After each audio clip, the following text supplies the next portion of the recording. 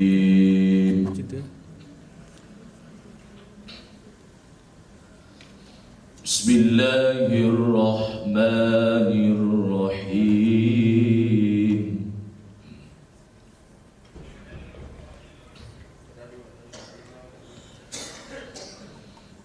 Inna waliyallahu alladhi nazzala al-kitab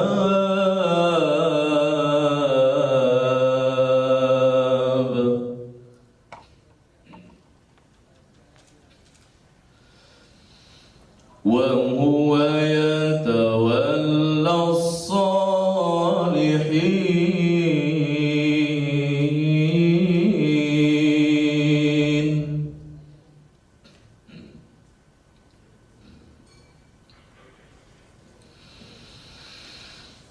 والذين تدعون من دونه لا يستطيعون نصركم ولا أنفسهم ينصرون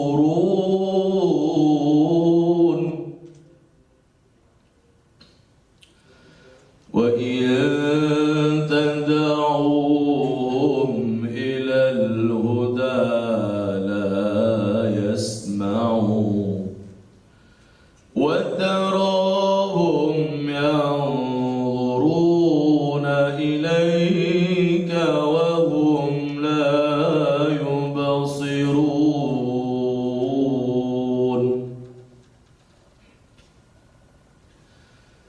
وإخوانهم يمدونهم في الغي ثم خذ العفو وأمر بالعرف وأعرض عن الجاهلين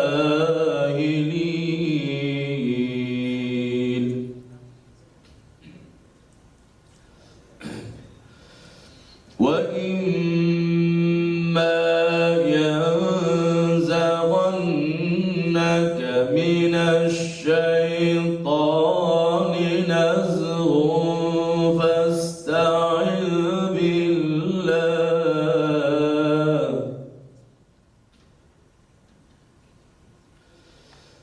إنه سميع عليم.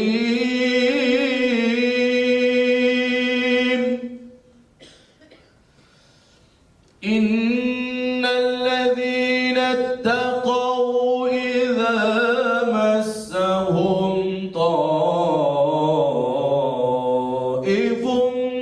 من الشيطان تذكروا فإذا هم مبصرون.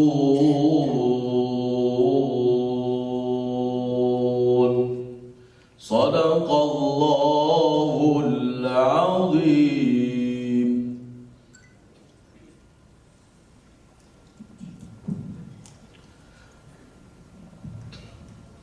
السلام عليكم ورحمة الله وبركاته. الحمد لله رب العالمين.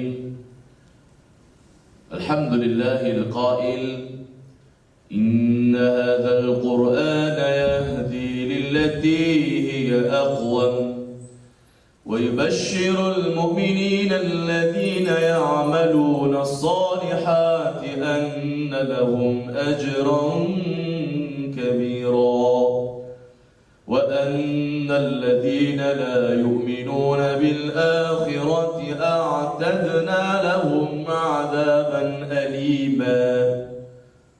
صدق الله العلي العظيم. أشهد أن لا إله إلا الله وحده لا شريك له وأشهد أن محمدا عبده ورسوله خليله وصفيه.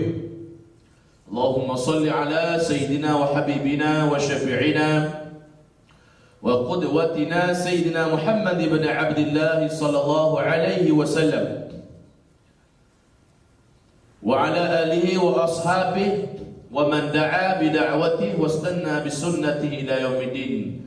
قالوا سبحانك لا علم لنا إلا ما علمتنا إنك أنت العليم الحكيم. قال رب اشرح لي صدري ويسر لي أمري واحلل عقدة من لساني يفقه قولي. اللهم نورنا بنور علمك وأبعدنا النسيان. اللهم ارزقنا فهم النبيين وحفظ المرسلين. اللهم زدنا علما وارزقنا فهما ولا حول ولا قوة إلا بالله العلي العظيم. أما بعد. Terima kasih kepada pengacara majlis kita, bengkel kita pada petang ini, Sahibul Fadilah Ustaz Salahuddin, saf-saf kepimpinan Masjid Wilayah Persekutuan, tuan-tuan guru, para alim ulama, para pimpinan masyarakat, seterusnya yang dirahmati Allah, para peserta seminar akidah untuk slot pada petang ini, yaitu dengan tajuk Indahnya Penghidupan Islam, yang dirahmati Allah sekalian. Alhamdulillah, thumma alhamdulillah, thumma alhamdulillah.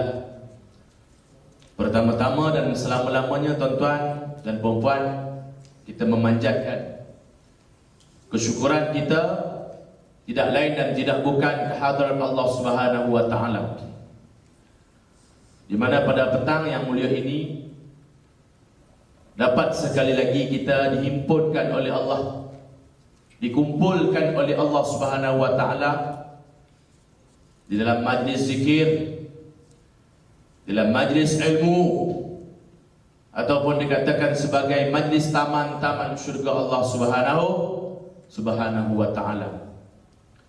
Yang tuan-tuan dan puan-puan, yang kita mendambakan, dan sesiapa saja yang mendambakan dan mengimpikan syurga Allah Subhanahu wa taala yang sebenar-benarnya di akhirat kelak, maka sewajarnya lah dan menjadi kemestian dan barang pastinya kita kenalah rajin-rajin, tuan-tuan, berada di dalam taman-taman syurga Allah di atas dunia. Dengan kata lain, siapa-siapa yang rajin berada, duduk dalam majlis taman-taman syurga atas dunia, insya-Allah cerah masa depan. Cerah masa depan kita untuk kita dapat, tuan-tuan, duduk di dalam taman-taman syurga Allah Subhanahu wa taala di akhirat Allah Subhanahu wa taala.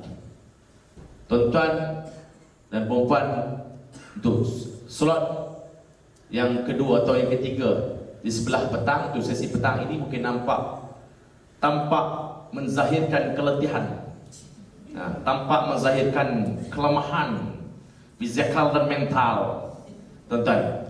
Tapi apapun, saya rasa sangat fair lah, fair and square, sangat adil. Sebab tuan-tuan walaupun dalam keadaan letih, tapi dalam keadaan tuan-tuan pun membuyut, dalam keadaan kekenyangan. Sedangkan saya setitik air pun tak makan lagi petang pagi. Sudah pagi, walaupun hotel saya tu diketuk oleh beberapa kali oleh urus dia untuk ajak makan, saya tolak, tak tahu kenapa, rasa tak nak makan. Barangkali duk fikirlah antara isi-isi dan input-input yang kita nak letak, kita nak ketengahkan, nak kongsi pada petang ni. Kalau sangat sampai tak makan, siti air pun tak makan lagi. Tapi mandi dah, alhamdulillah. Jangan kata tak mandi pula, kan? Tuan-tuan dalam keadaan keletihan, kerana sangat letih dalam dua slot tadi, dan juga dalam keadaan yang sangat kenyang, kenyang, jadi mengantuk, tak ada masalah. Jadi sangat adil lah. Saya tak letih sangat, tapi saya maknanya tak makan lagi, tuan-tuan. Jadi tak ada masalah tuan-tuan. Sebab apa? Kita sangat berbangga kita dipilih oleh Allah sekali lagi.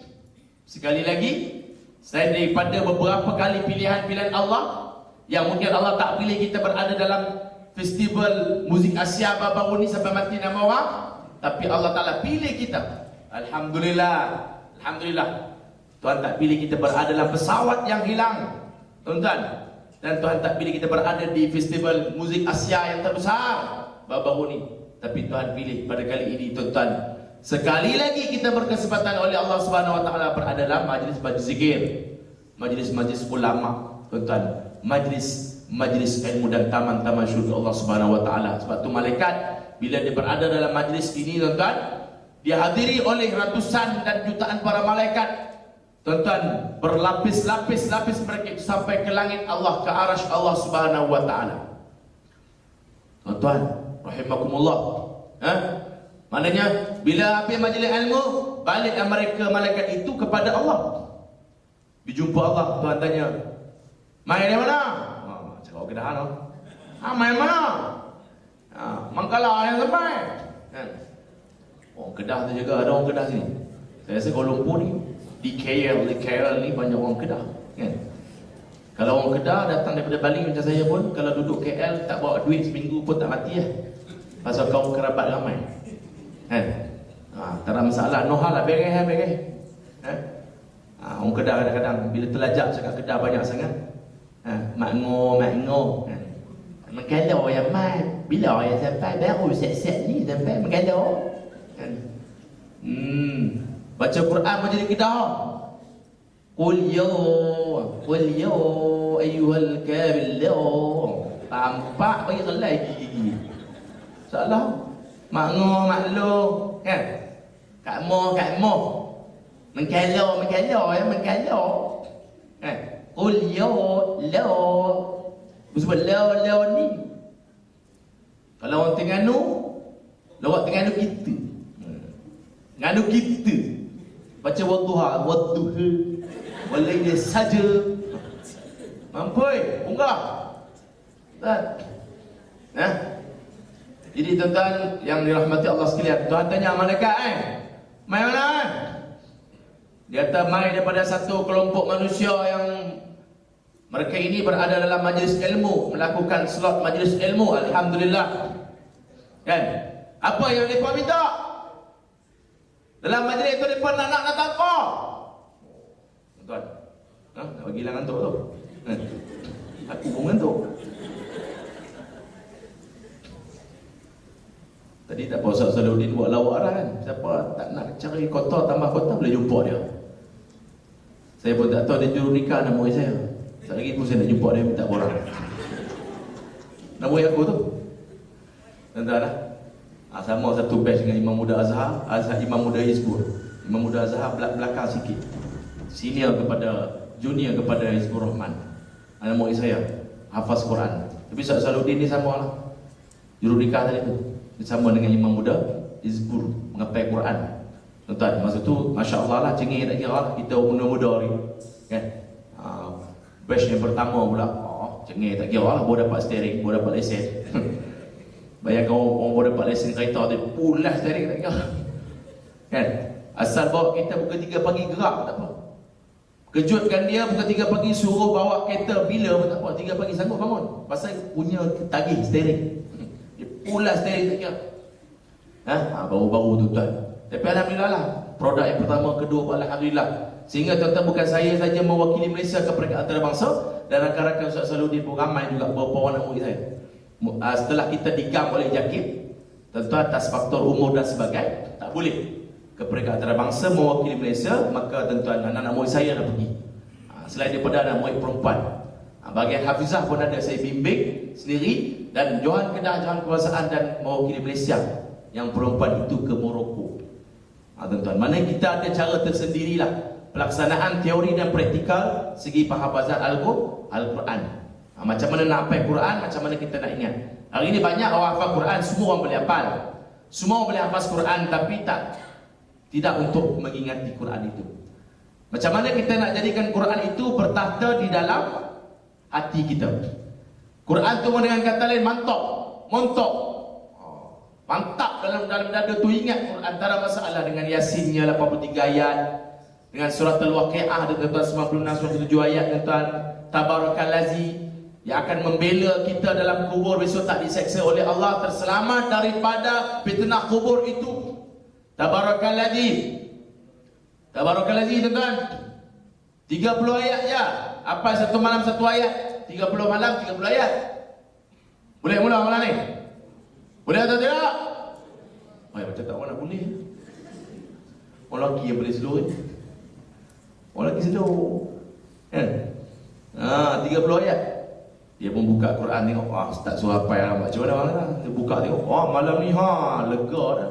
Tengok ayat pertama bismillah. Lega ke malam ni? Hai boleh bergurau. Dia buat lawakkan Tuhan. Bismillah tu tak masuk lah. Tapi dalam mazhab Syafi'i, bismillah itu satu ayat daripada, ataupun bal basmalatu ra'su kulli suratin. Mazhab Syafi'i, bismillah merupakan permulaan setiap surah. Berbeza dengan mazhab yang lain. Sunat je nak baca tak apa. Sebab tu kalau di Mekah pun kita tengok Allahu Akbar, Alhamdulillahi Rabbil Alamin, Ar-Rahmanir Rahim, Maliki Yawmiddin. Itu tak ada masalah kan? Itu berbeza mazhab. Tak ada masalah. Kalau dia baca pun baca secara sir. Baca secara sir. Boleh? Tuan-tuan? Kita maknanya kelebihan apa Tabarakallazi? Kalau kita tak hafal, susah kita nak amalkan. Sambil-sambil tengah drive, duduk dalam jam. Tengah jam waktu tu tuan-tuan. Bayangkan kadang-kadang nak masuk tidur pula, Allah elok boleh letak kepala, alah lupalah pula. Lupalah sangat. Lupalah pula. Buat sengat sama lu. Aduh, tak baca lagi lah. Kena perempuan pula kan. Tu masalah dia tuan-tuan. Tak baca lagi, nak ambil wudu pula, nak buka Quran pula. Buka Quran lah pula. Kan? Masalah. Tapi kalau kita hafal, sangat gampang. Boleh gampang? Anak gampang, sangat mudah. Tuan-tuan, sangat mudah untuk kita mengamalkan dan mempraktikkan surah yang kita hafal itu dalam sehari-harian kita. Bila kita hafal, sampai memandu, sampai nak tidur, sampai menyapu, sampai apa saja tuan-tuan. Alhamdulillah. Ini tuan-tuan, indahnya penghidupan secara Islam itu. Ni kita nak tuan-tuan, apalagi di usia emas kita sekarang ni, banyak tengok mata dah kendur, pipi dah kendur, mata dah kabur, uban berterabur, makan nasi bubur yang menunggu lubang kubur. Rumah kata parah, kubur kata mau pikul lain lah.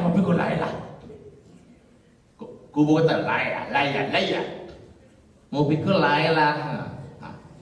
Kubur kata bila nak datang, bila nak main. Rumah kata rumah pernah meluat dengan kita. Semayangnya haram, auratnya haram, semua haram. Dah haram buat jadi haram. Haram jadah, haram kedah. Tuan-tuan, rumah pemula dalam kita tuan-tuan. Mata dah kabur, pipi dah kendur, uban berterabur, makan nasi bubur dah. Tunggu apa lagi dah tuan-tuan dan perempuan. Sudah sampai dah tiba masanya untuk kita mempertingkatkan amalan-amalan kita. Menyediakan perbekalan. Bekalan yang sangat banyak yang kita perlukan buat perjalanan yang sangat jauh. Macam kita nak pergi ke Mekah, kita nak pergi ke Beijing. Contoh tuan-tuan, nak pergi Beijing 6 jam je. Tapi hari dah 10 hari dah. Depa pun tak, kami tak tahu sampai 10 hari tak sampai Beijing. Kalau kami tahu, kami bawa makanan lebih lagi. Tak apalah, apa duduk tak mana? Tak tahu. Tak mana tak tahu. Berbagai teori dan spekulasi, andaian demi andaian. Tuan-tuan, teori demi teori. Tuan-tuan, sebab tu Allah Ta'ala, salah satu dia tuan-tuan hikmah dia, Allah Ta'ala nak tunjukkan kepada manusia bahawa manusia itu bersifat kerdil. kekerdilan dan kedangkalannya, betapa dangkalnya ilmu manusia itu.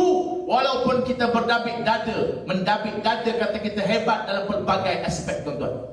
Teknologinya, radar, sonar, bukan sonar kan? Bukan sauna itu untuk perempuan kan? Mandi wap lah, anulah, sauna lah, tuan-tuan.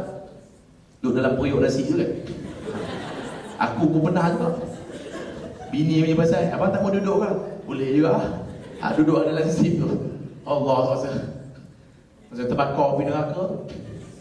Yang main tapi nak cantik je pasal nak kena-kena orang sikit perut PTK ni, boroi dan sebagainya, tuan-tuan. Allah Ta'ala dah tunjuk, tuan-tuan. Nak tunjukkan kepada manusia betapa dangkal dan ceteknya ilmu manusia itu tidak boleh menjangkaui ilmu dan kebijaksanaan, kecanggihan teknologi Allah Subhanahu wa Ta'ala, tuan-tuan. Allah Ta'ala tunjuk. Mana dia? Duduk di mana? Mana hebat Amerika dengan radar, dengan satelit, macam-macam, tuan-tuan. Tuan-tuan, supaya Allah Ta'ala melakukan demikian adalah supaya manusia itu kembali kepada Allah Subhanahu wa Ta'ala, kembali kepada mengamalkan kehidupan secara Islam. Tuan-tuan, kita nak kembali, tuan-tuan. Sebab tu pentingnya kepada, tengok, sesebuah rumah tangga berkonsepkan kepada Islam. Rumah tangga yang bertunjang dan berkonsep berteraskan kepada Islam dalam rumah tangga dia, dari segi hiasan dia, dari segi kedudukan perabot dia, dari segi pengamalan dan penghayatan yang ada dalam institusi keluarga itu yang berteraskan Islam. Kenapa berlaku demikian? Kerana pemimpinnya berjiwa Oi, macam tak boleh setuju. Pemimpin mana, Ustaz? Pemimpin mana? Datuk Najib. Bukan saya sebut Datuk Najib, saya sebut tadi rumah tangga. Saya nak mulakan daripada bawah. Berti ke tak? Pahal tak? Dia pahal tak? Tak pahal juga. Driver. Oh, alo. Salah, tuan. Simple, sangat simple. Tuan-tuan, kita tengok rumah tangga dia, dalam rumah dia, kalau channelnya channel Islam, tuan-tuan, antara channel yang banyak, tuan-tuan, masukkan rancangan-rancangan agama, mungkin TV Al-Hijrah lah. TV Al-Hijrah kita tengok, Masya Allah, 30 minit bersama Ustaz Don BJ, apa nama? Don BJ ke apa, kena tak apa? 30 minit. Apa pasal lah apa? Tak ada lah. Lepas tu dengan mungkin ada zikir dan sebagainya, tuan-tuan, yang boleh kita harap sikit lah. Rancangan-rancangan agama. Yang lain channel-channel tak mendidik jiwa, minta ampun, minta maaf. Tuan-tuan, channel, kita buka channel 1 contohnya Kilauan Emas, channel 2 Bintang Kecil, channel 3 Menjejaki Bintang, macam-macam lah. Pening kepala, hak tu juga. Lepas tu saya, tuan-tuan, di negara Republik Iran, saya pergi tahun 2000 mewakili Malaysia tengok. Walaupun dengan syiahnya, tuan-tuan, Syiah Zaidiyah, Syiah Imamiyah, Ithna Asyariyah, Syiah Ismailiyah, Batiniyah, Rafidah dan sebagainya. Itu Syiah, kan? Azan yang berbeza kita sebut semalam di kuliah, dalam kuliah masjid, kuliah maghrib semalam di masjid wilayah Dewan Utama, tuan-tuan, kan? Azan dia pun berbeza. Asyhadu anna aliyan waliyullah, asyhadu anna aliyan hujjatullah.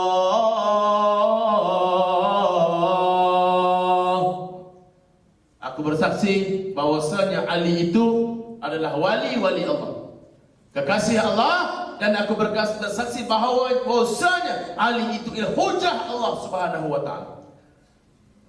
Ada permasalahan dengan Allah, kalau Indonesia kata Allah, kita berdoalah sama Allah, semoga Allah memperkenankan permohonan kita. Tuhan Allah, geram sungguhlah, sebut Allah tak boleh. Kamu berdoalah sama Allah. Allah, Menyampah aku tengok. Tumbuk kelai habis gigi masuk dalam perut. Tu masalah tu. Orang Kedah kata tampak dahi bodoh bari. Ku tampak dahi kelam bodoh kelam. Ali hujah kepada Allah Ali. Tu syiah tu. Jadi berbeza dengan kalimat-kalimat azan yang kita amalkan tuan-tuan sejak zaman Rasul. Hobi saya maki orang. Tak makan apa apa. Siap pukul 5 kita berhenti. Boleh tunggu pukul 5. Boleh tunggu atau tidak? Apa tunggu aku nak balik? Saya jadual saya nak balik ke Kedah. Pak suku saya berhenti ataupun sebelum tu. Saya nak balik turun ke Kedah. Habislah program saya, kerja saya dah habis lah. Nak kena balik banyak kerja hari tu tuan. Nah, tuan. Dia menguap. Ya Ali. Kalau kita menguap kata apa? Allah. Allah penantuknya. Tu kata bila ceramah ni tengok 3 muka. Setengah jam pertama tengok muka ustaz. Ustaz tu main mana? Ustaz. Macam tak bisa tengok muka dia, macam pernah tengok muka. Lepas setengah jam tengok muka jam. Lewat. Tak faham kan? Tak berhenti juga. Muka yang ketiga tengok muka pintu. Dosa cerah habis. Tuan, hilang separuh sah habis. Macam khutbah Jumaat lah. Khutbah Jumaat tengok orang tidur. Kalau dalam satu sah tu ada 50 orang, 5 saja yang bernyawa, 45 dah mati syahid. Tuan, 5 je yang bernyawa. Imam tu baca khutbah, imam 1 baca khutbah, imam 2 duduk bawah. Imam 1 baca khutbah, imam 2 tidur. Imam 1 marah. Minggu depan imam 2 baca khutbah, imam 1 tidur di depan hari pada muka. Boleh bergurau lah pula. Itu masalah dia tuan. Tu dia menguap. Kami dengar kali pertama dia menguap. Pak penakan uncle tu, urus dia tu dia menguap. Masya-Allah. Ni apa? Ya Ali, anda dengar tak? Anda dengar? Anda dengar apa yang anda dengar? Anda mendengar apa yang anda dengar? Anda mendengar apa yang anda dengar? Itulah. Tuan-tuan, ya Ali. Ya Ali. Sekali lagi dia menguap, ya Ali. Tuan-tuan, sembahyang memang sujud atas batu. Sujud tu sujud atas batu lah. Kena ada batu. Kalau kita duduk di hotel di Tehran. Apa nama dia punya airport? Airport dia nama apa? Mehrabat International Airport. Kan? Mehrabat. Jadi bila kita kita buka laci di hotel, buka laci ambil sejadah kan. Ada sejadah. Bila sejadah kita nak hampa sejadah tu dia bergolek-golek batu. Batu tu saya rembat buat balik aku curi tu. Kan? Tu kalau rumah saya kena geledah kata Ustaz Mak Musa tu Syiah, ada batu mampu aku. Tak pasal-pasal. Saja nak buat nak ambil lah. Rembat bila curi. Kan? Memang kalau kita pergi di masjid-masjid di kawasan Iran, di negara Iran, kalau masjid kita tuan-tuan bila kita masuk di pintu biasa, di pintu utama ni, mungkin tepi tu ada rak dan sebagainya, mungkin kita letakkan sejadah, kata lekung muslimat kan, kepiah musafir kan. Tapi berbeza di sana tuan-tuan, bila kita masuk tu dia ada rak, tepi tu rak dia dibubuh batu. Rak dia dibubuh batu. Kemudian satu kes tuan-tuan, satu ketika saya semayang sebelah mereka, puak-puak Syiah ni duduk tepi dah. Tepi saya tu mana ada 2 orang lah, yang dekat dengan saya 2 orang. Jadi si seorang tu, si A tu dia semayang, batu dia besar 2 biji. Dia sujud atas batu dia comel lah, besar batu tu, besar. Sujud atas batu. Kemudian tak apalah. Kemudian kawan yang sebelah ni, yang si B ni, batu dia kecek, betul kecek. Dia bila nak sujud tengok, batu aku kecil, batu hang dua besar. Ditukar tu tanda curi. Saya kata, boleh bergurau pula. Ya, dia ambil batu tu, dia ubah, ambil batu dia. Batu kecil dia bawa sana, batu besar dia ambil ni. Tapi dia tak sebut pinjam lah. Itu tuan-tuan dalam sembahyang tu, Syiah tu boleh berlaku macam-macam. Banyak lagi lah tentang ayat Quran kalau kita sebut tuan-tuan. Berlaku percanggahan di segi bilangan Al-Quran dan ayat-ayat yang dicipta oleh puak-puak Syiah tuan-tuan, yang sesat lagi menyesatkan tuan-tuan. Jadi Syiah ni terbagi pun banyak puak tuan-tuan.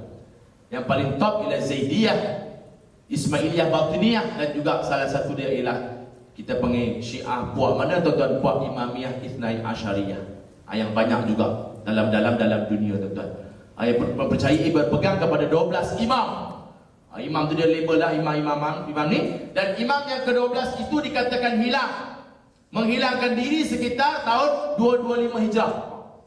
Nama dia Muhammad, bukan Muhammad Musa. Muhammad Musa tu akulah. Muhammad bin Al-Hasan Al-Askari. Dipercayai ialah Al-Mahdi Al-Muntazar. Salah tuan. Kita memang percaya tuan-tuan, Ahli Sunnah wal Jamaah pun mempercayai bahawasanya Imam Mahdi itu memang ada, tapi bukan hakul lah kot. Dah hilang beratus tahun, ribu tahun dah, tiba nak muncul pula tuan-tuan. Tapi Mahdi itu memang ada lah. Jadi puak-puak tuan-tuan yang mempercayai Syiah Ithnai Asyariyah ni tuan-tuan, Imamiyah ini, maknanya berpegang bahawa imam yang ke-12 itu menghilangkan diri sekitar 225 Hijrah. Nama dia Muhammad bin Al-Hasan bin Hasan Al-Askari Al-Mahdi Al-Muntazar tuan-tuan. Ini yang berlaku tuan-tuan dengan puak-puak yang kita katakan puak-puak Syiah yang hari ini tuan-tuan menyerang kita dari segenap penjuru. Kalau di Kedah tu lagi sakan, masya-Allah. Insya-Allah.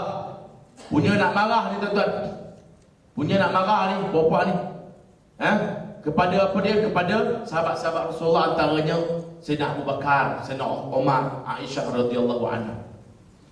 Sampai dia buat, dia bikin dalam rumahnya 2 esek.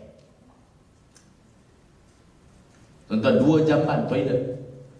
Dalam rumah dia, ni berlaku di Kedah ni tuan-tuan. Negeri aku duduk lah tu. Kan? Tapi tak, Kedah Darul Aman tu Kedah Darul Syiah. Kan? Dia buat 2 jamban. 1 jamban nama Abu Bakar, 1 jamban nama Umar. Buat kedai. Nak pergi mana? Nak pergi Jambai, nak pergi rumah Abu Bakar. Pergi berak. Rumah Abu Bakar tu buat jamban berak. Buat jamban berak. Sekali nak kecil pula, gimana? Nak pergi rumah Umar, pergi kecil, pergi berak di rumah Sayyidina Umar tuan-tuan. Ni tuan-tuan. Kesesatan puak-puak Syiah. Selain daripada apa? Mayat tuan-tuan, dia mandikan jenazah dengan sebotol air mineral. Jimat air. Ni musim-musim catuan air kan. Kesian saya tengok dalam WhatsApp tu hantar kan. Katun lah. Katun tengok suami isteri tidur pun kena asing dah. Dah dapat tak? Nampak tak dapat? Suami dengan isteri kena tidur 2 katil. Katil bujang tu lah, katil bujang. Suami tidur sini, tongkat dagu. Isteri tidur sebelah, bubur dengan kawat besi. Tajuk dia catuan air. Abang jangan bang ayak tak ada air. Catu 2 air. Suami tongkat dagu, melengung fikir masa depan ni macam mana. Bila catuan air, berlakulah beberapa catuan air yang lain. Tuan-tuan, maknanya apa? Mandi dengan air mineral, sebotol mineral. Dan dikatakan pula yang diamalkan di sebelah Kedah. Ini tuan-tuan apa yang dilaporkan oleh Bapa Mufti Kedah rahimahullah ta'ala. Datuk Mufti kita mendedahkan penyelewengan yang dilakukan oleh puak-puak Syiah, antaranya yang berlaku di Kedah yang direkodkan tuan-tuan. Maknanya sehingga mereka sanggup mengkipak atau mematahkan tangan jenazah yang kununnya pada kunun, yang kununnya ulang banyak kali Ustaz. Macam dia biasa dengar kan? Yang kunonnya pada anggapan mereka ialah bila kepak patahkan tangan itu tangan kiri, khususnya tangan kiri. Sebab apa? Sebab dia kata patahkan siap-siap tangan kiri, besok bila hari akhirat terima suratan amalan tak gaduh dah tangan kiri dah akan patah. Kita duk gaduh ni. Cuma mana ni besok suratan amalan kita nak terima sebelah mana? Fa amma man utiya kitabahu bi yamini fasawfa yuhasabu hisaban yasira. Siapa-siapa yang didatangkan diberikan suratan amalan sebelah kanan, maka hisabnya sangat-sangat ringkas dan mudah. Kata ulama, hisab dia sekadar jangka masa 2 rakaat solat. 5 minit. Tuan, 5 minit, 3 minit, clear. Surga. Bagus semualah. Tuan, orang yang diberikan suratan amalan di sebelah kah?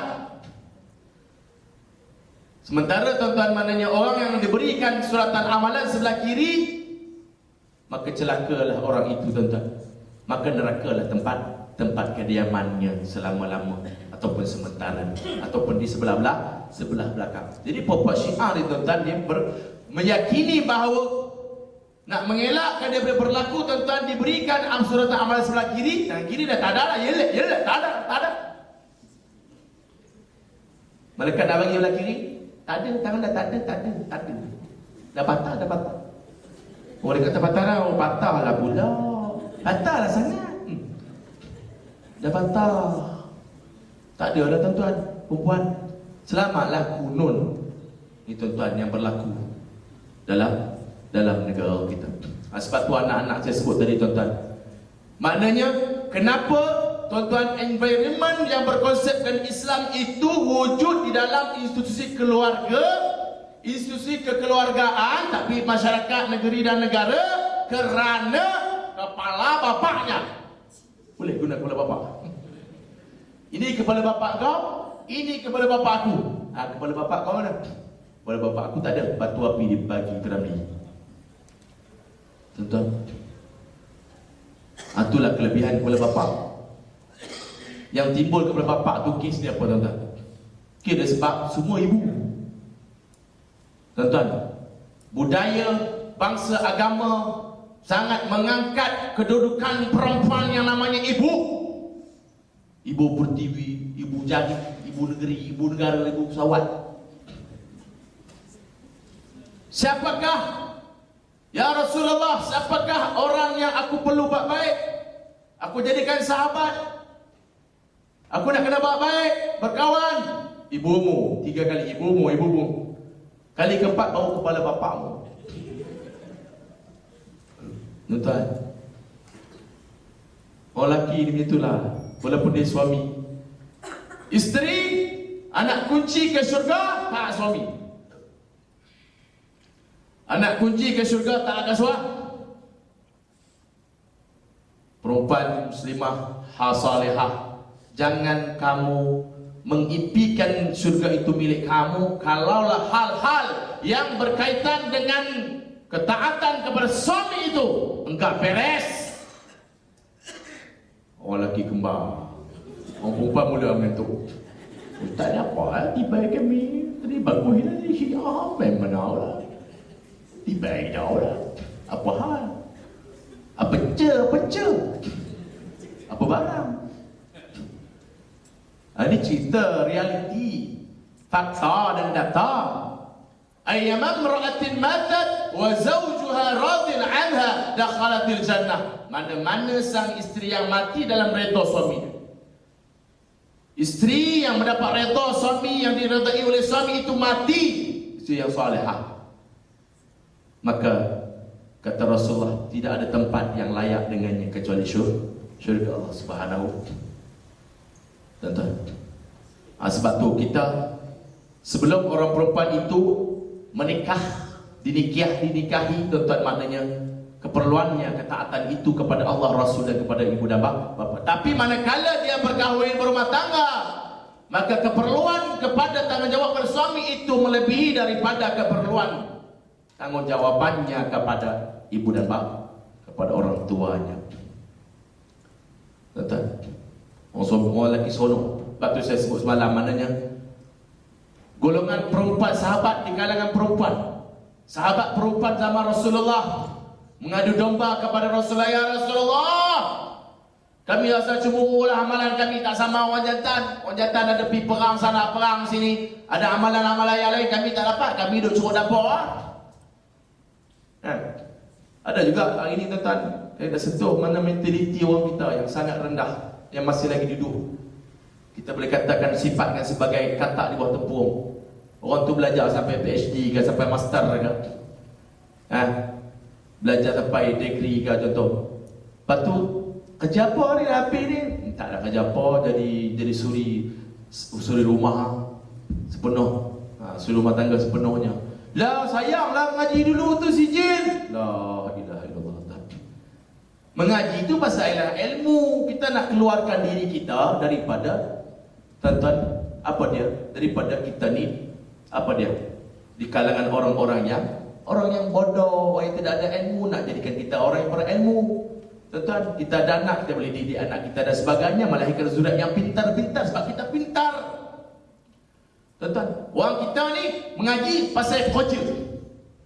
Bila dah mengaji tinggi tak kerja, loh sayang dah.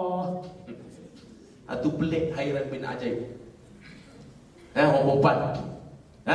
Maknanya golongan sahabiah, sahabat Rasulullah di kalangan perempuan ini mengadu domba kepada Rasul. Ya Rasulullah, kami ni cemburu orang lelaki. Kami pun nak juga lebihan-lebihan amalan. Nabi kata, kamu tak payah keluar perang, tak payah dia kacau-kacau lah. Buat 3 perkara, Allah Ta'ala akan melipat gandakan lagi, melebihi daripada gandaan orang laki-laki yang orang laki-laki tak dapat buat. 3 perkara, suami nak tubik rumah, hantar sampai buka pintu, kemudian doakan dia di pertengahan jalan dengan kebaikan. Dan bila suami balik daripada rumah, sambutlah di muka pintu dengan senyuman, dengan kebaikan dan sebagainya. Disambut juga kadang-kadang malam-malam suami balik, kan? Sambut. Amalan ni buatlah, amalan ni dia cuba mula-mula nak buat orang perempuan. Suami balik masjid lah, nampak suami nak balik dah tu. Suami nak balik dah. Tapi masalah dia pakai bedak sejuk. Keluar rumah ke Allah, suami tak kenal. Bini aku ni, bini abang lah, bini abang siapa ni baik? Loh, macam traffic light lah muka. Macam traffic light lah sangat. Biru, hijau, merah apa. Semua parti politiknya bendera dah warna. Hang ni parti mana pelbagai parti. Tuan-tuan, satu masalah dah. Duduk dalam rumah, Allahu Akbar.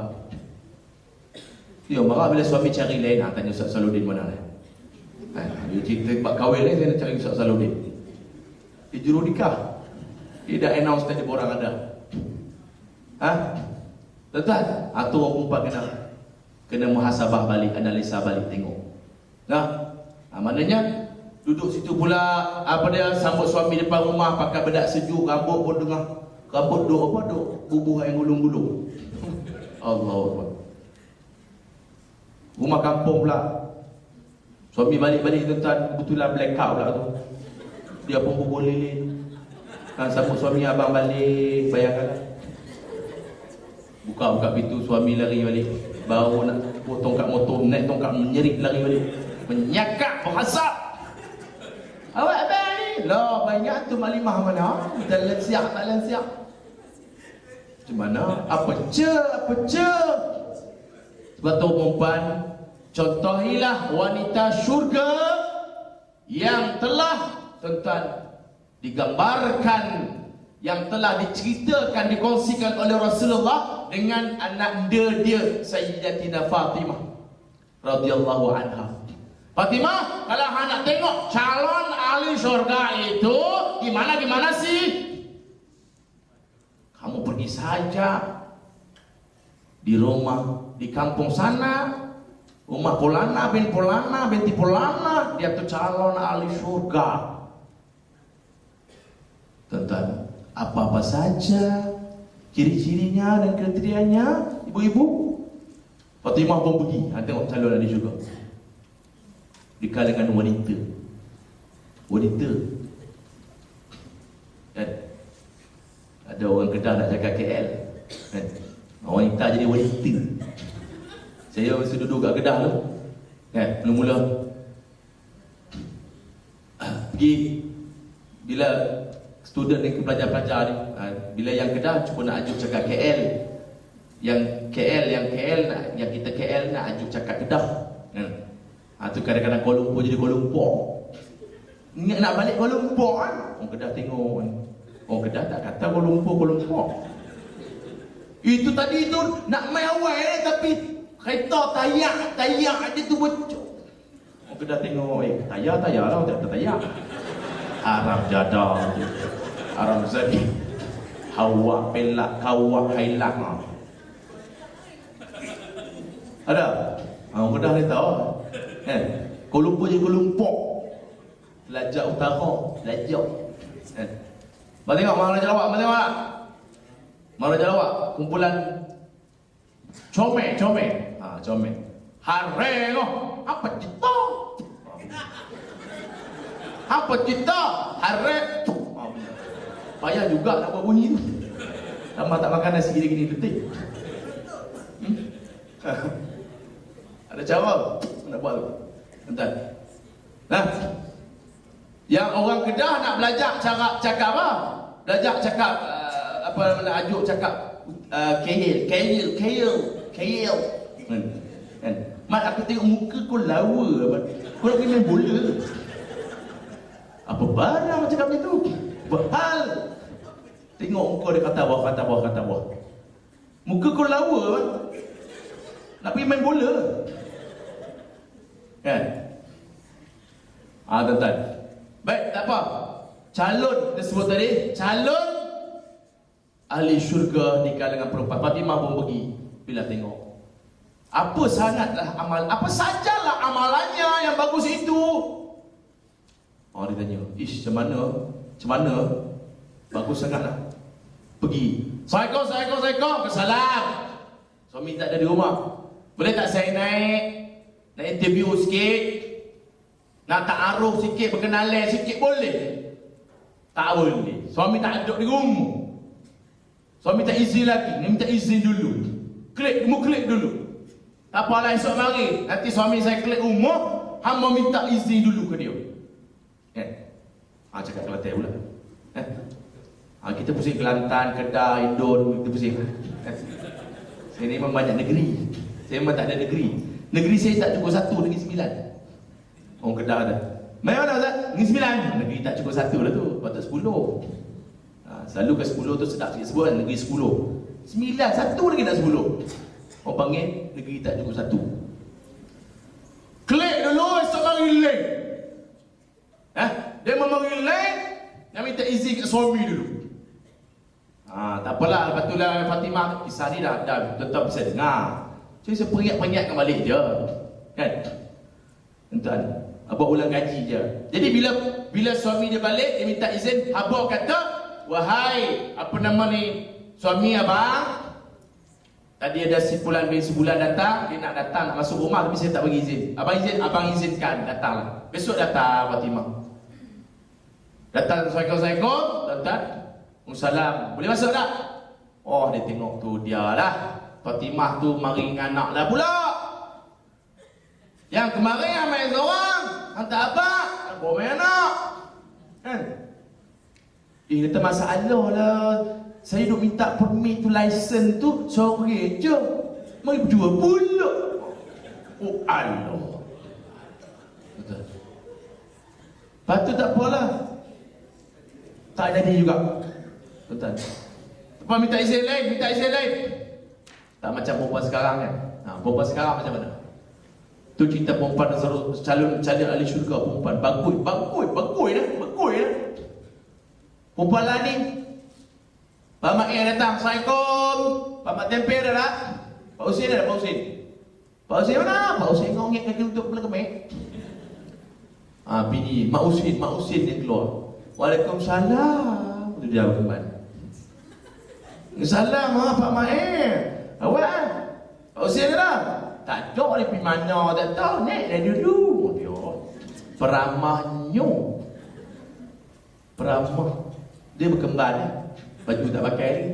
Nek dia dulu, Pak Husin tak ada ni.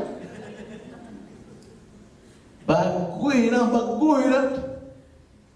Nak jadi ahli calon ahli syurga macam tu. Saya sebut baru ni di Masjid Bangsa. Dalam kuliah kita dengan Datuk Rosyam, ada Abang Tailong kita. KL Gangster. Wah, senang sama lo. Dia pun dengar kuliah dia di Masjid Bangsa baru ni. Orang perempuan hari ni banyak pakai seksa dan seksi. Putih kebu. Skirt pun Allah. Pakai skirt tu macam pakai spender dah. Dekat-dekat spender dengan skirt tu sama dah. Sama tinggi. Aku pun tertengok juga. Tu masalah. Tak tengok membazir lah pula. Dia pulun bumbu lotion macam-macam, kita tak tengok. Lotion pun mahal. Beribu-ribu sebulan. Dia habiskan duit, kita tak tengok membazir lah pula. Banyak hari ni tengok sampai kadang-kadang kita tak kerti nak jawab. Kancing gigi dalam TV. Jangan tengok luaran ni, tengok hati. Kan? Jangan tengok luar. Yang penting hati. Yang penting hati bagus. Dalam ni bagus. Dalam hak mana tau? Kan? Dia pada luar dia tadi kita pakai ni dengan dah hukum ni. Penting dalam ni. Baik dalam, bagus dalam ni. Saya sebut boleh kata. Yang luar itu mencerminkan yang di dalam. Kalau hati dia baik, bagus dengan Allah, hati dia elok, jernih, murni, dia tak pakai macam tu. Betul? Kalau hati hang tu elok, bagus, hang tak pakailah macam tu. Kerana yang luar itu menggambarkan dan melambangkan yang di dalam. Yang luar itu menggambarkan dalam dia apa? Seperti apa? Seperti apa sih? Nampak tak? Itu sebab tu kita kena ingat tuan-tuan. Suka-suka je kadang-kadang keluarkan kenyataan. Jangan tengok luar lah. Tapi kita tak tuduhlah bahawasanya amalan sekian-sekian pakaian macam ni ahli neraka. Kita tak kata. Tapi pakaian, kelaku macam ni, perangai macam ni, perangai ahli neraka. Bukan perangai ahli syurga. Tapi aku tak cakap engkau masuk neraka. Tapi perangai engkau seperti ini ialah ciri-ciri dan kriterianya ahli neraka. Ahli neraka. Kena cakap itu. Aku takut. Tapi saya cukup. Saya lupa tuan-tuan. Respect sungguh lah. Tengok dalam televisyen baru. Seorang perempuan China. Warga Malaysia. Bekas seorang model. Model tuan-tuan. Perempuan. Nama apa? Nama apa? Asia Yo. Bukan piu-yu go. Nyongeng juga. Jom kita beramai. Jom ngaji tak ngaji cerai. Kawan aku tu. Mamu nalar ke ngaji pondok sekali tu. Piu Syahul. Kawan kita juga. Duk ceramah sekali juga. Sebelah utara sana. Kan? Bini dia apa? Bini dia apa? Bini dia 4 tau. Hampa tak tahu, aku tahu kawan dia 4 dah itu. Dah tergadah dah, tak ada kotor dah. 4. Lepas tu tinggal 3. Tinggal 3 tuan-tuan, perempuan. Dia keluar dalam surah apa tu, sinar ke apa-apa. Kotor sudah cukup. Ekoran seorang perempuan. Ada perempuan menawarkan diri jadi yang keempat. Yang keempat, kotor sudah cukup, kotor sudah cukup. Saya kata kalau dah cukup, pasing-pasing ke kawan lain. Kawan kita kan ramai. Zaan dengan rutin-rutin perempuan biasa-biasa. Tapi yang menarik perhatian dia, kelainan itu sangat ketara berlaku bila ketika suami pulang. Ini kasih kita sebab tuan-tuan anda tahu bila suami dia pulang, Masya Allah, sambut suami dia di muka pintu tadi. Yang Rasulullah sebut tadi kan, 3 perkara perempuan kalau buat bisa menandingi amalan-amalan orang jantan. Orang lelaki tak dapat. Suami nak terbit rumah, kita hantar ke pintu rumah. Walaupun suami itu seorang penoreh getah. Suami bunga dia getah tak nak pergi motong ya. Nak pergi motong tak busuk baju ni. Getah-getah tak kira. Isteri hang jalankan tanggungjawab hang. Nak pergi bedang ke sawah ke kantor ke. Ni kalau nak hantar apa pakai kod, pakai tag apa beraya sikit. Ini pergi motor je. Tuan-tuan, Islam dia tak menghina dan tak memenang enteng dan rendah kepada sesuatu pekerjaan asalkan benda itu pekerjaan itu sumbernya halal. Tu suami dia balik, dia siapa suami dia? Bawa air, bawa lagi air mineral. Kalau kita dah bawa secawan air, mungkin suami dia dalam keadaan sangat dahaga letih, sambut suami dengan senyuman. Bawa pula ada rotan kat tepi. Ada rotan. Ini rotan kena isteri kena tangkap. Pernah rotan isteri tak? Hari ini saya nak cadang lah supaya kita rotan isteri kita. Pasal tu perempuan dia naik minyak pasal tu. Nampak tak biasa rotan. Kali ni aku takut bini juga. Penyakit H1N1 ni bukan penyakit H1, penyakit B1N1 takut bini. B1N1. Okey. Tuan-tuan dan perempuan, sambut isteri dia dengan rotan dia. Abang, silakan saja kalau cek ada melakukan kesilapan dan kesalahan. Dia merelakan dan meredokan. Ni tuan-tuan, berapa orang kita tengok hari ni, perempuan Malaysia, umat Islam yang telah pun melakukan hal yang demikian. Suami balik, Allah tak ada tongkat mutu lah. Motor tak ada tongkat lagi. Abang, mana awak yang lewat pasal apa? Allah, suami tadi nak parking, angkat tongkat balik, berong. Pergi kedai mamak sana, banyak nalar ke banyak ke. Cakap pandai dia, pahal penat dia ada. Ada belekjak berkajang. Sakit telinga kan, pergi duduk kedai mamak apa gue nalar. Kena nasi gendar satu kan, roti apa tanduri nan ke apa. Malah tengok mulut betul. Orang perempuan tak ada tongkat mutu ni kita. Betul? Sebab tu tuan-tuan, maknanya tu adalah Islam, dia ada etika-etika dia. Boleh rotan anak, boleh rotan isi, tapi yang tidak mencederakan. Dia bukan tuan-tuan nak bagi pengajaran kepada merosakkan fizikal, tak ada, tapi nak bagi pengajaran kesedaran. Aku pun dah pagi tadi anak rotan, pertama pula. Boy, maaf apa aku ni. No, itu cerita orang perempuan. Demikian hal orang laki-laki.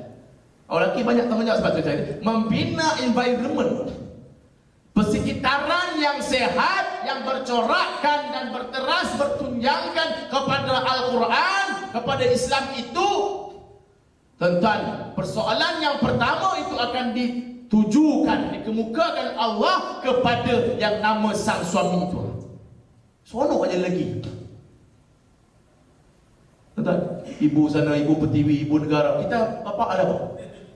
Kepala bapak tu ya. Dengan bapak ayam, lain tak nak. Perempuan bagui. Ibu pertiwi, ibu jari, ibu negara, Allah, ibu pesawat, ibu radar, ibu sonar, ibu MH, semua ibu. Bapak ada dua, kepala bapak dengan bapak ayam. Tak elok mau bagi kat kita. Ini kepala bapak nak tanya tuan-tuan. Allah Ta'ala akan tanya. Jadi dalam surah Abasa, Allah Ta'ala dah gambarkan di mana tuan-tuan berlaku, tuan-tuan, suatu suasana lari di antara di kalangan kita. Anak lari daripada bapak, bapak lari daripada anak, ibu lari daripada suami, suami lari daripada isteri. Yauma yafirul mar'u min akhihi wa ummihi wa abihi wa sahibatihi wa banihi. Pada hari, yakni hari kiamat, seseorang itu akan lari daripada saudara dia, teman-teman dia. Suami akan lari daripada isteri, bapa akan lari daripada anak. Pasal apa? Kenapa dan kerana apa? Kerana ada persoalan-persoalan dan hutang-hutang yang belum dibereskan sewaktu kita berada di atas dunia. Sebab tu berat. Orang lelaki jalan ke syurga sangat susah. Jalan untuk menuju ke syurga sangat susah sebab orang lelaki itu banyak tanggungjawab. banyak tanggung jawabnya. Dirinya, istrinya, bawahannya, tanggungan orang-orang yang di bawah rentahannya. Tak lepas orang laki-laki sangat suka. Sedangkan dosa kita, orang laki-laki pun dah sangat banyak, apalagi kita nak menanggung dosa-dosa mereka yang lain, anak isteri kita dan sebagainya.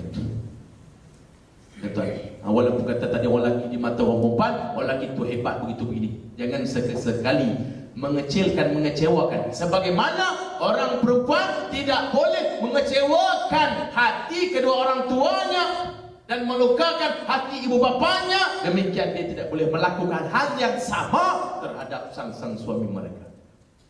Jangan mengecewakan hati suami, jangan kecilkan hati suami, jangan melukakan hati suami. Nescaya insya-Allah syurga itu adalah milik kamu dan milik anda semua. Setuju atau tidak? Setuju atau tidak? Baik. Oh, perempuan senyap. Sebab tu saya kata tadi, yang berlaku tuan-tuan, institusi keluarga itu yang berkonsepkan Islam, yang berterkan Islam itu kenapa? Kerana pemimpin di dalam rumah itu, pemimpin institusi keluarga itu yang namanya suami itu bukan saja ketua, bukan saja laki-laki, tapi dia seorang suami yang berjiwa Islam. Saya sebut di mana-mana hari ini. Tuan-tuan, teori kita nak kepada pemimpin yang bernama Islam itu dah lapuk, agak keterbelakang sikit, ke belakang sikit. Bukan tak bagus. Pemimpin nama dia Islam, Ahmad, Muhammad, betul lah. Memang dia nama Islam, tapi dia tidak berjiwa Islam. Tuan-tuan, saya sebut tadi kan, dalam rumah tangga, bila ibu dan bapa itu bukan hanya namanya Islam, agamanya Islam, tapi jiwanya Islam, rancangan TV kita tengok, dalam konteks rancangan TV, tengok TV, buka lah tu, ada ehwal Islam, anak nak buka lah kilauan emas ke apa ke, sehati berdangsa ke, anak nak tengok apa? Gangnam Style, Gangnam Style, Gangnam Style, Gangnam Style. Dah aku nak lompat pun, hampa tak sanggup tengok kau lompat lagi. Baju putih-putih dah ni. Dia kena buka kot dah, kan? Gangnam Style. Pakai melompat semua. Tuan-tuan. Tamak K-pop ni tamak, Gangnam Style ni jahanam. Gangnam ni jahanam. Buka apa mak? Buka lah tu, indahnya Islam, indahnya iman. Tu start dance. Begui. Pasal apa jadi lagu tu? Kerana ibu bapa yang berjiwa Islam. Tuan-tuan, lepas maghrib baca Quran. Sebab apa anak-anak seawal usia kalau boleh nak hantar di pusat-pusat tahfiz, macam di tahfiz saya 9 tahun. Kita buka untuk umur 9 tahun ke atas, 12 tahun ke bawah.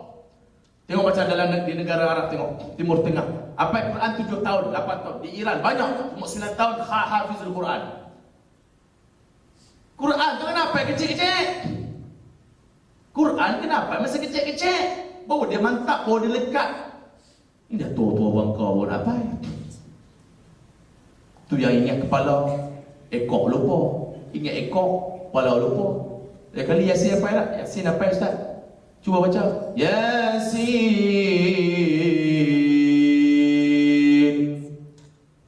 Awak senyap? Yasin je lah. Dah habis. Surprise. Tak ada dah. Sahabat kita hafal surah Sajdah, umur dah 40 lebih, 50. Apa tu dia kata? Ingat kepala, ekor lupa. Ingat ekor, kepala lupa. Sebab kita hafal di usia tu. Al-hifzu fi istighar kan-naqshi fil ma', kan-naqshi fil hajar. Al-hifzu fil kibar kan-naqshi fil ma'. Kita menghafaz di usia kanak-kanak itu bagaikan mengukir di batu-batuan. Ukir di batu macam mana? Kita pahat di batu kan, tong tang tuklak, kelekak kelekuk. Lekat tak? Tulisan tu hilang atau tidak? Tak hilang, insya-Allah ribu tahun. Ukiran yang kita ukir di batu itu insya-Allah ribuan tahun. Yang terpahat di piramid-piramid dan sebagainya. Insya-Allah. Tak ada masalah, no hal. Tapi menghafaz di usia tua itu bagaikan kita melukis dan melakarkan di air. Air dijijang betul tak? Tuan-tuan, air dijijang tidak akan putus. Jadi maka tuan-tuan, dia akan menghidupkan environment di dalam rumah tangganya. Itu berkonsep kepada Islam. Suruh baca Qurannya. Dia tahu Quran itu seperti apa. Allahu Akbar. Tak ada dah. Quran ni tak ada dah tuan-tuan. Satu kitab yang awak baca sampai hari ini. So apa? Semalam kita tak baca dah hari ni. Pergi kat kedai kopi, dia suka apa bila semalam. Dia tak nak lah. Walaupun dia tak baca lagi. Tak nak, semalam tak nak hari ni. Tapi semalam kan bukan awak tak baca lagi. Memang saya tak baca, tapi dah semalam dah, tak nak lah. Nak yang terbaru lah. Up to date kan orang pun. Kan? Tuan-tuan, buku begitu juga. Baca sekali, 2 kali cukup, tak baca lah. Orang lelaki tu yang minat majalah mangga kan. Yang paling minat kat posting dekat dekat swimming pool. Seksa dan seksi. Itulah agak harap dia balik banyak kali sikit lah. Tapi 10 kali pun dia jemur juga. Ni cari tak betul ya. Tapi tidak Al-Quran yang orang baca sepanjang zaman. Lebih 1400 tahun yang lalu Quran dibaca. Merupakan kitab tertua yang unik, tuan-tuan, yang relevan dan rasional untuk kita baca sepanjang zaman. Itu tuan-tuan membuktikan bahawa Quran itu adalah bukan ciptaan manusia, tapi satu mukjizat daripada Allah Subhanahu wa taala. Ini kita nak didik anak-anak kita ke arah kepada indahnya penghidupan ataupun kehidupan Islam itu. Kena bermula daripada kita. Kita nak anak kita menyintai Al-Quran, kita kena bermula dengan diri kita, dalam diri kita. Ni ada ibu bapa, anak saya tak mau baca Quran, Ustaz. Tengok mak bapak dia berapa malam. Hang 2 kali 5 tu, apa satu dul kena hang. Bapak kaki panjang solat pendek. Bercelanggah bulu-bulu kaki dan sebagainya. Urat dawai tulang besi. Apa benda ya? Kata, kalau kita nak anak kita itu menjadi rakal kepada Al-Quran, pendamping Al-Quran, menyintai Allah, kita terlebih dahulu kena menteladani dan mencontohi perkara-perkara yang baik itu di dalam rumah tangga kita. Ini kadang-kadang kesilapan ibu bapa. Sebelum kita nak menuding jari mungkin kepada pimpinan masyarakat, pimpinan negara, terlebih dahulu kita kena menuding jari terlebih dahulu kepada diri kita. Betul lah, tidak ada penguatkuasaan, betul lah. Ni Ustaz ni apa? Orang dah marah kat festival Asia ni, yang mati nama orang. Ada kawan hantar ke WhatsApp. Moga mereka itu bukan pada muka menjawab soalan kubur. Jawablah. Itu dia. Marahnya. Jawablah dalam kubur soalan muka nanti. Tunjuk dengan gambar-gambar dia. Tuan-tuan.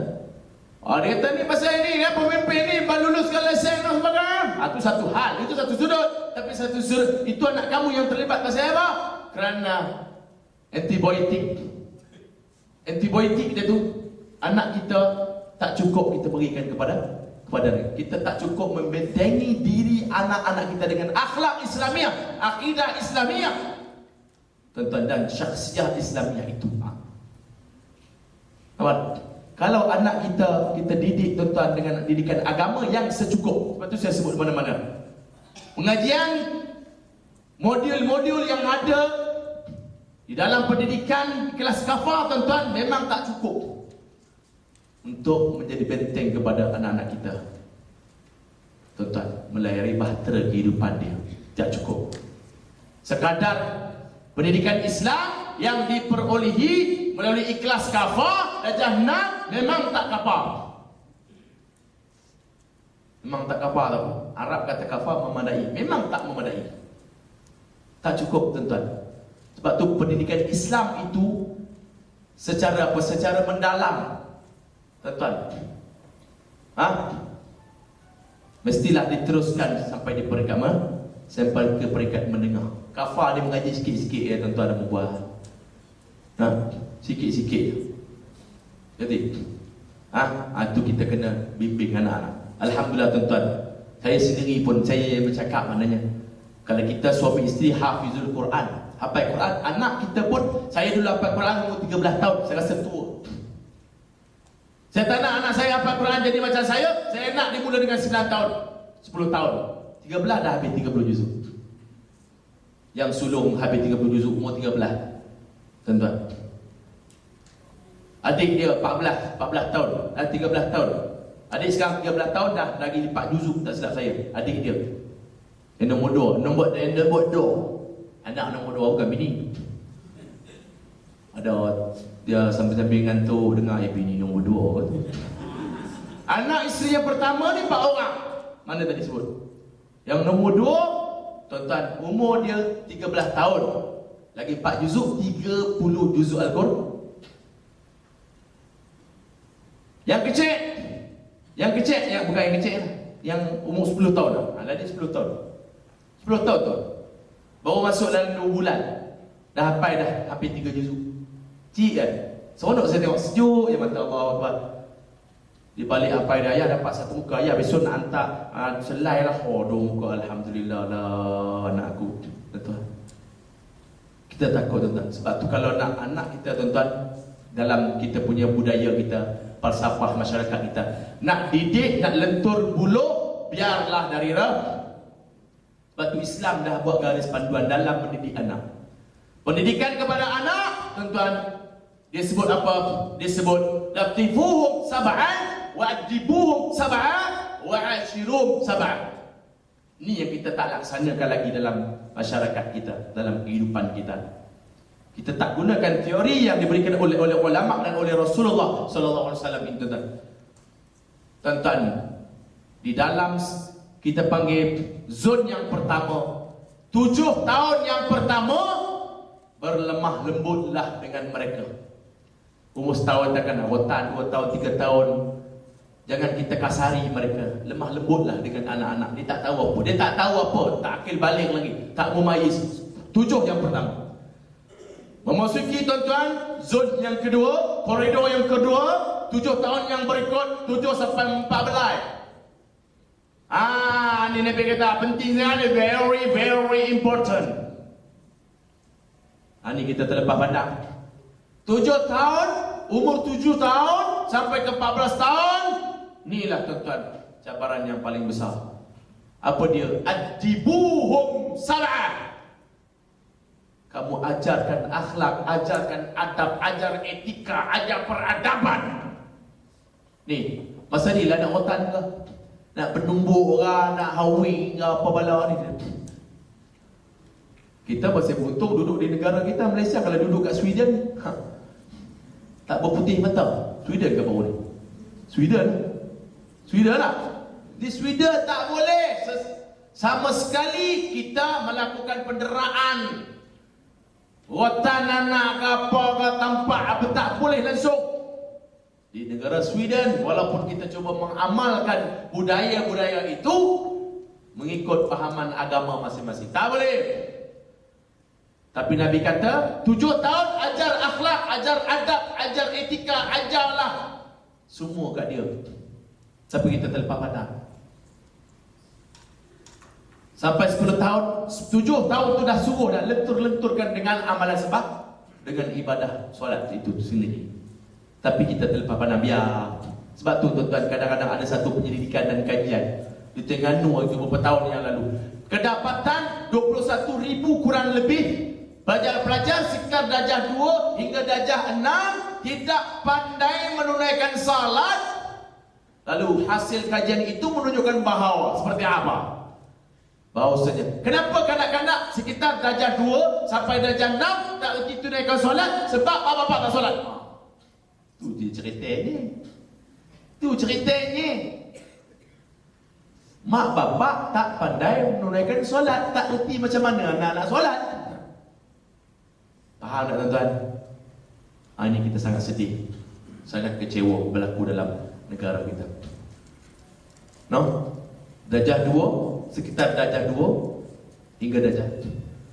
Maka Nabi kata, sampai umur 10 tahun, kalau dia engkar, dia tak nak, mengeliat, lepat liat, daun palas, malah, watan. Tak cukup sekali dengan bini lawatan. Kena ingat lah. Ni kena ingat. Nabi ajar apa kita tak buat. Kita sebutlah indahnya kehidupan Islam, indahnya penghidupan Islam hanya slogan saja. Hanya tinggal slogan saja. Dalam dewan ni indahnya penghidupan Islam saja. Keluar haram tak ada. Keluar tak lagi macam-macam gosip orang, 4 orang sangka buruk ke orang. Itu memang haram jadah tu. Memang pelak semua. Laku labau. Aku memang al-mangkuq wal hajjun. Maki hamun orang, sangka buruk ke orang. Allahu Akbar. Itu antara Allah Ta'ala timpakan dengan berbagai musibah kepada kita. Berlaku perbalahan sesama umat Islam, persekitaran, fitnah memfitnah, semakin subur di dalam negara kita. Kerana apa? Kerana gara-gara tidak ada ilmu. Tidak ada ilmu atau memiliki ilmu tidak menghayati ilmu-ilmu yang kamu pelajari itu. Roh, energi untuk kita mengamalkan apa yang kita tahu itu tidak ada roh dia. Sebab apa tidak ada roh? Kata ulama, antara sebab dia kerana hati kita penuh dengan bergelumang dengan kekaratan maksiat kepada Allah. Penuh dengan karat maksiat. Yang perlu kita buang dengan secepat mungkin, sedrastik mungkin, dengan membanyakkan zikir kepada Allah, amalan-amalan yang lain. Ni kita kena buang. Sebab tu kita rasa tak ada kekuatan. Sebab tu hari ni kita tengok kadang-kadang pencetus kepada sesuatu konflik itu dan krisis masyarakat ummah itu bukan berpunca daripada siapa? Di kalangan orang yang latar belakangnya agama. Ustaz itu, ustaz ini, pesyarak itu, pesyarak ini, latar belakang agama. Maka kita dengar masyarakat cakap apa? Macam mana orang agama ni? Dia ustaz, dia belajar. Itu persoalannya. Sebab tu saya sebut maknanya apa dia? Maknanya taufik dan hidayah itu dua yang sangat berbeza. Taufik dan hidayah yang sangat gampang dan mudah untuk diungkapkan di bibir kita, tapi sangat berat untuk dilaksanakan. Hidayah itu bermaksud petunjuk dari Allah. Petunjuk Allah. Tuhan bagi petunjuk jalan, panduan kepada kita. Tapi kadang-kadang orang itu ada hidayah, ada petunjuk dah, tapi dia tidak ada taufik. Yang bermaksud taufik itu ialah, tuan-tuan, kekuatan, kekuasaan. Kekuasaan untuk dia melakukan apa yang dia tahu. Energi. Aku dah tahu benda ni elok, tapi aku tak mampu buat sebab aku tidak ada kekuatan. Dalaman tu tak ada. Sebab tu tuan-tuan, antara amalan yang lain yang boleh membina kekuatan rohaniah kita, spiritual kita apa? Iaitu amalan tahap, amalan qiyamul lail. Amalan qiyamul lail yang terbaik ialah kita melakukan di waktu mana, tuan-tuan? Di waktu berlalunya di waktu dan ketika malam itu berbaki 1/3. 1/3 akhir malam itu sangat cocok dan sangat pantas, sangat baik untuk kita melaksanakan ibadah qiyamul lail. Banyak, tuan-tuan, sangat banyak kelebihan-kelebihan qiyamul lail itu. Baca sembahyang sunat tasbih, Nabi kata, lakukanlah sembahyang sunat tasbih itu seumur hidup setiap malam. Kalau tak boleh seminggu sekali, tak boleh juga sebulan sekali, Nabi kata. Tak boleh juga setahun sekali. Setahun sekali tak boleh juga, Nabi. Seumur hidup sekali. Seumur hidup sekali pun tak boleh. Terus saja jadi orang. Tak payah jadi orang lah kot. Sampai tak umur hidup sekali pun tak nak buat dah. Ya Allah, teruknya kat beda. Sangat banyak. 4 kelebihan kita qiyamul lail, 4 kelebihannya di dunia sementara 5 di akhirat. Antaranya, tuan-tuan, antaranya apa? Orang yang rajin melazimi dengan ibadah qiyamul lail ini, ayyaj'alahu hakiman ayyarzuquhul fiqha. Allah akan jadikan kita ni di kalangan orang yang pintar, tajam IQ kita, tinggi IQ kita, dalam pemahaman kita dalam satu-satu masalah dan satu-satu ilmu itu. Jadi bijaksana. Anak-anak kalau nak otak bijak, Masya Allah. Kajian perubatan moden membuktikan bahawa maknanya beribadah, kita berjaga dan beribadah di waktu itu, 1/3 malam berbaki itu boleh mengelakkan penyakit kanser dan penyakit-penyakit yang kronik. Nampak tak tuan-tuan? Berbagai kaedah hari ini. Dia kata kaedah main janggut, kan? Ini satu fakta saya baca. Kelebihan janggut orang lelaki, kalau perempuan rajin main janggut lelaki rupanya, salah satu kelebihan dia ialah boleh menyuburkan telur-telur, benih-benih orang perempuan. Perempuan tu tak subur orang kata. Dan boleh kita panggil apa? Membetulkan kitaran haid. Orang perempuan yang ada masalah tu nak bagi subur lagi, nak bagi beranak banyak, rajin-rajinlah main janggut suami. Faham? Balik saya tengok suami tak main hari ni. Mana abang ni, mana siapa? Kalau saya tengok janggut tak? Tapi jangan selalu sangat ayat tak. Kalau ada pengumuman, announcement, satuan ayat, apa jaga? Kurang-kurangkanlah. Banyak. Kajian menunjukkan. Salah satu tadi, perubatan moden menyaksikan bahawa amalan qiyamul lail di ketika itu 1/3 malam yang berbaki boleh mengelakkan penyakit kanser dan penyakit kronik yang lain. Hebat rupanya. Orang kalau sembahyang dia cukup hebat lah. Dengan bengkel smart solat dia, dengan perbuatan-perbuatan sembahyang itu, kenapa kita kena kepak kaki kita belakang? Rupanya macam-macam. Untuk baik untuk urat saraf labu itu begini. Tu sembahyang kadang malas. Bila dia duduk antara dua sujud, dia malas nak kepak kaki belakang tu. Kena kepak betul-betul. Urat-urat saraf pun jadi elok, macam-macam kelebihan ni, masya-Allah. Itu kelebihan kita melakukan solat. Ni dia. Sebab tu bagaimana sarjana Islam, ilmuwan Islam di zaman silam berjaya membina satu ketamadunan yang sangat tinggi dan canggih. Diiktiraf oleh kawan dan lawan. Rahsia mereka antaranya kerana mereka tidak pernah meninggalkan amalan qiyamul lail. Bukan segala-gala itu memerlukan duit. Hidup perlu kepada duit, tapi bukan segala-galanya perlu kepada duit. Nak bahagia rumah tangga kena ada duit. Tak ada duit tak bahagia, tak juga macam tu. Tapi rumah tangga perlu kepada duit. Tuan-tuan, sebab tu orang kaya-kaya dah sampai milion dah sebagai cerai-berai rumah tangga. Cerai-berai rumah tangga. Pasal kenapa bercerai? Suami kahwin lain. Ada? Dia pertahan sampai bercerai-berai rumah tangga. Tu apa kata Ustaz Azhar Idrus. Saya tengok bini dia berapa orang? 3 dah. Bini dia 3 kan? 3. Dia kata memang orang yang tak suka orang perempuan. Fitrah ada macam tu. Fitrah orang lelaki memang suka orang perempuan. Dia kata di rumah dah ada 2 dah bini. Dia tubik-tubik rumah nak tengok tino lagi. Sebab fitrah orang lelaki-lelaki itu memang suka kepada, macam orang perempuan fitrah suka kepada kecantikan. Kecantikan luaran dan dalaman tidak boleh dipisahkan dengan orang perempuan. Kemarin pergi beli dah. Beli darah pinggan, warna pinggan tu katalah warna merah, jaluk-jaluk merah. Lepas tu, tak puas hati tidur malam terlena. Teringatlah pinggan hau color merah tu. Pergi pula. Pusat membeli belah. Sebab apa pusat membeli belah nama pusat membeli belah? Lepas beli belah lah, tunggu apa? Pusat membeli belah, nama pusat membeli belah, lepas beli belah lah, tunggu apa lagi? Duit dah habis lah. Tu tuan-tuan, mana kita kena hidupkan maknanya persekitaran dan environment. Kita duk kira follow 10 tuan-tuan. Sebab tu yang paling penting ialah perbekalan kita untuk perjalanan kita yang sangat jauh. Hantarlah salah seorang dalam ramai rumah kita, insya-Allah. Mohon kalau boleh 10 anak, seorang hafiz Quran. InsyaAllah dia boleh bagi syafaat kepada adik-beradik dia seramai 10 orang.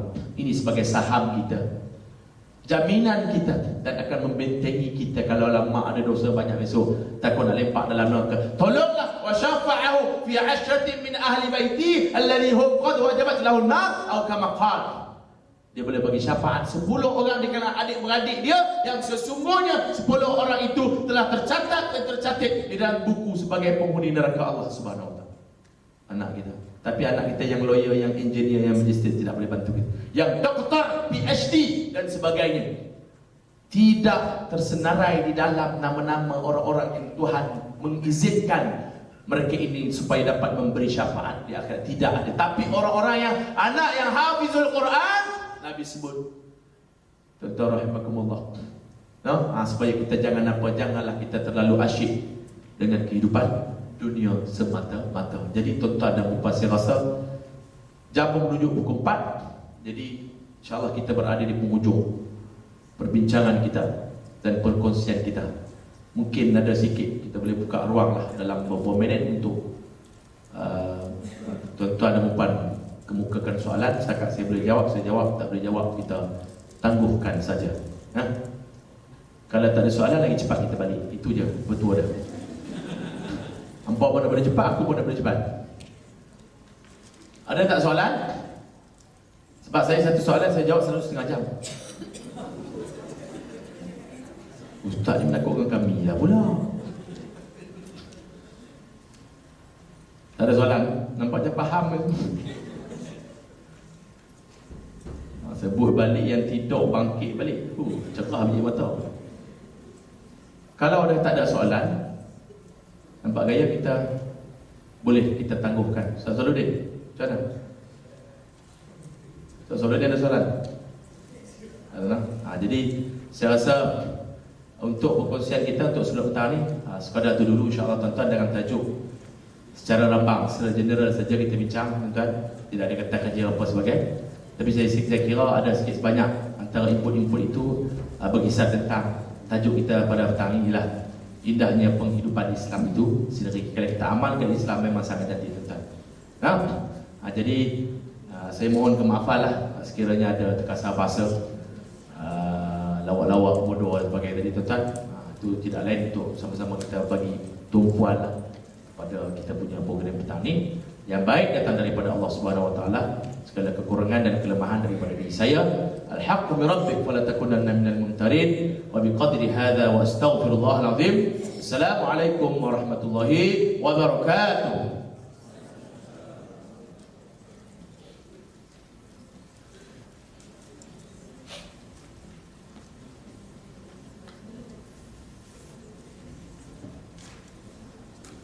Waalaikumsalam warahmatullahi taala wabarakatuh. Terima kasih diucapkan